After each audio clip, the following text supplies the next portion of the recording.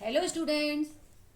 तो आज के वीडियो में हम डिस्कस करने वाले हैं allotrope of carbon. Last video में मैंने आपको बताया था एलोट्रॉप और एलोट्रॉपी। तो जो कार्बन है, कार्बन के 3 एलोट्रॉपिक फॉर्म होती हैं, ग्रेफाइट, डायमंड और फुलरीन। तो फर्स्ट ऑफ ऑल हम ग्रेफाइट को समझने की कोशिश करते हैं। तो व्हाट इज द ग्रेफाइट? तो graphite is a greyish black. Graphite जो होता है वो कैसा होता है? ग्रेइश ब्लैक कलर का और non transparent. Non transparent means opaque substance है जिसमें से लाइट पास नहीं होती है। And bad conductor of heat. जो हीट होती है, हीट भी इसमें से इजीली ट्रांसफर नहीं होती है। ये हीट के लिए एक बैड कंडक्टर होता है। एंड जो ग्रेफाइट है एक लेयर्ड स्ट्रक्चर शो करता है, जैसा कि आप डायग्राम में देख पा रहे हो कि डायग्राम में आप देख पा रहे हो कि 3 लेयर आपको दिखाई दे रही होंगी। तो तीनों लेयर कैसी है? हेक्सागोनल रिंग के थ्रू फॉर्म हो रही हैं। और जो रिंग है, रिंग के बीच में एक बीक अट्रैक्शन आपको दिखाई दे रहा होगा। बीक अट्रैक्शन के थ्रू एक दूसरे से अटैच्ड है। और एक कार्बन, आप देखो, एक कार्बन 3 कार्बन से जुड़ा हुआ है, अटैच्ड है 3 कार्बन से, और एक इलेक्ट्रॉन इसके अंदर फ्री है। ठीक, तो इस इलेक्ट्रॉन के फ्री होने की वजह से ये इलेक्ट्रिसिटी कंडक्ट करता है। और बीक फोर्स दोनों लेयर के बीच में होता है, इसलिए इसका जो नेचर है वो सॉफ्ट होता है, सॉफ्ट। ठीक है, इसको हम इजीली पाउडर फॉर्म में ब्रेक कर सकते हैं, इजीली हम इसे कट कर सकते हैं। तो ये जो है इसकी कुछ प्रॉपर्टीज है। नेक्स्ट इसके यूजेज ऑफ ग्रेफाइट। तो ग्रेफाइट का जो पहला यूज है वो है it is used as a lubricant. तो जो हमारे लुब्रिकेंट्स हैं उसके लिए हम, जैसे मशीनरी है, कोई भी मशीनरी है, चैनल गेट है, उसमें फ्रिक्शन ना हो दोनों सरफेस के बीच में, टीयर एंड बियर ना हो, तो हम क्या करते हैं? एक लुब्रिकेंट का यूज करते हैं, या हम उसमें ग्रीस लगा देते हैं। तो एज ए लुब्रिकेंट हम ग्रेफाइट का यूज करते हैं। नेक्स्ट इसका यूज होता है कि आपने पेंसिल लीड देखी होगी, अक्सर बच्चे पेंसिल यूज करते हैं। तो जो पेंसिल लीड होती है उसमें वो ग्रेफाइट यूज होता है, वो ग्रेफाइट की होती है। जैसा कि आप स्ट्रक्चर में देख पा रहे हो, 3 लेयर है और इजीली एक बीक फोर्स से अटैच्ड है। तो इजीली जब हम पेंसिल से लिखते हैं तो आपने देखा होगा कि लेयर जो है अपने आप ही हटती जाती है, और आप लिखते हो या फिर जैसे आप पेंसिल को शार्प करते हो तो क्या होता है? वो लेयर ही तो हटती है जब आप लिखते हो। ठीक है, तो सेकंड यूज है इसका पेंसिल लीड के फॉर्म में। नेक्स्ट यूज है इसका कि ये यूज किया जाता है electrode, as a electrode in dry battery. जितनी भी हमारी ड्राई सेल्स होती हैं, बैटरी होती है, उसमें इसका हम यूज करते हैं। जैसे कि एक इलेक्ट्रॉन फ्री होता है तो ये क्या है? इलेक्ट्रिसिटी कंडक्टर है, इलेक्ट्रिसिटी कंडक्ट करता है। तो हम सेल के अंदर, बैटरी के अंदर एज ए इलेक्ट्रोड ग्रेफाइट का यूज करते हैं। अब हम नेक्स्ट एलोट्रॉप डायमंड की डिटेल में बात करते हैं। डायमंड क्या है, डायमंड की प्रॉपर्टीज क्या है और स्ट्रक्चर क्या है। तो जो डायमंड है, डायमंड एक कलरलेस ट्रांसपेरेंट सब्सटेंस होता है। और जो डायमंड है ये एक तरीके से एक्स्ट्रा ऑर्डिनरी ब्रिलियंस, मतलब इसके अंदर एक चमक होती है। ठीक है, और ये दुनिया का सबसे हार्ड सब्सटेंस में से एक सब्सटेंस होता है, जिसका यूज हम पत्थर और चट्टान को भी काटने में करते हैं। ठीक है, तो जो डायमंड है, डायमंड एक्सट्रीमली हार्ड है, जो नेचर के अंदर मिलता है। नेक्स्ट प्रॉपर्टी, डायमंड जो है, डायमंड के अंदर every carbon attach to 4 other carbon.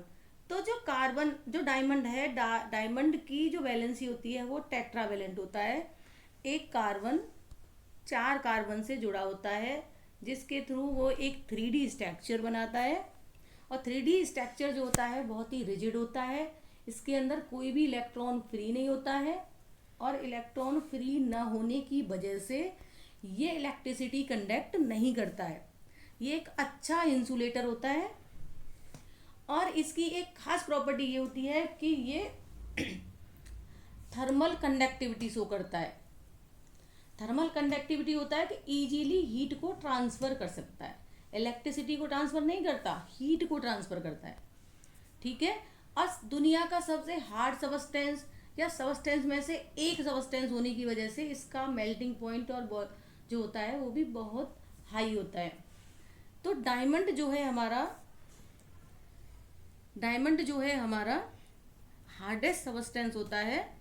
और जैसा कि आप स्ट्रक्चर में देख पा रहे हो कि ये जो एक कार्बन है अदर 4 कार्बन से अटैच्ड है और क्या फॉर्म कर रहा है, एक क्रिस्टल बना रहा है। क्रिस्टल कैसा है, बहुत ही रिजिड, ठीक है, 3D क्रिस्टल है ये।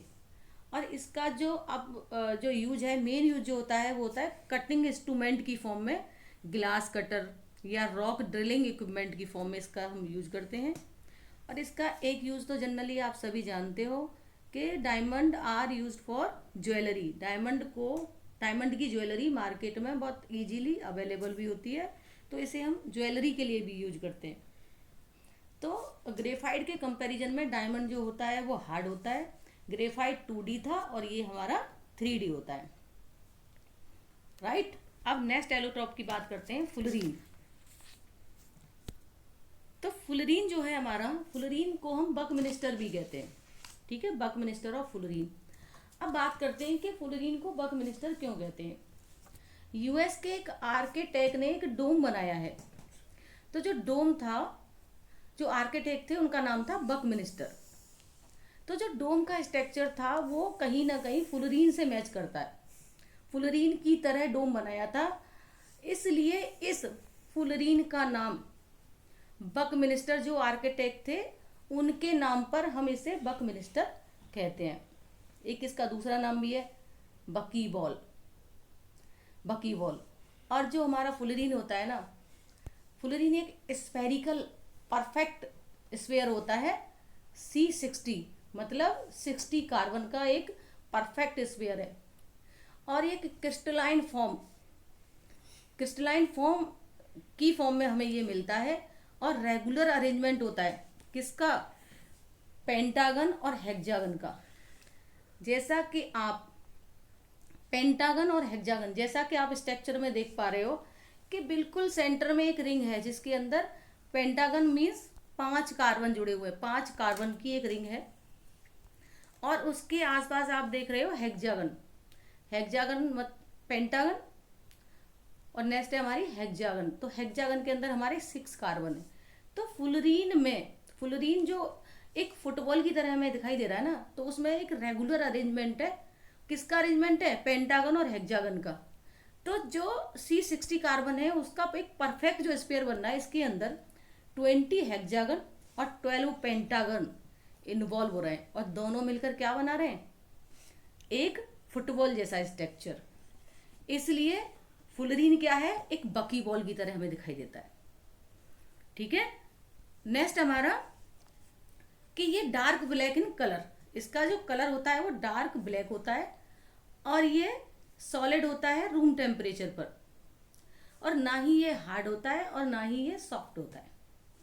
तो फुलरीन में जो मेन थिंग है, जो मेन चीज आपको याद रखनी है, वो ये याद रखनी है कि C60 कार्बन के 60 एटम होते हैं इसके अंदर। 2 तरह की रिंग पाई जाती हैं, हेक्सागन और पेंटागन। 12 हेक्सागन रिंग होती हैं, 12 पेंटागन और 20 हेक्सागन रिंग होती हैं। ये सब मिलकर एक बॉल जैसा स्ट्रक्चर बनाती हैं, ठीक है ना, जिसे हम बकी बॉल कहते हैं, ठीक है। तो राइट, आई थिंक आपको समझ में आया होगा। तो आज के इस लेक्चर को मैं यही ख़त्म करती हूँ। Thank you.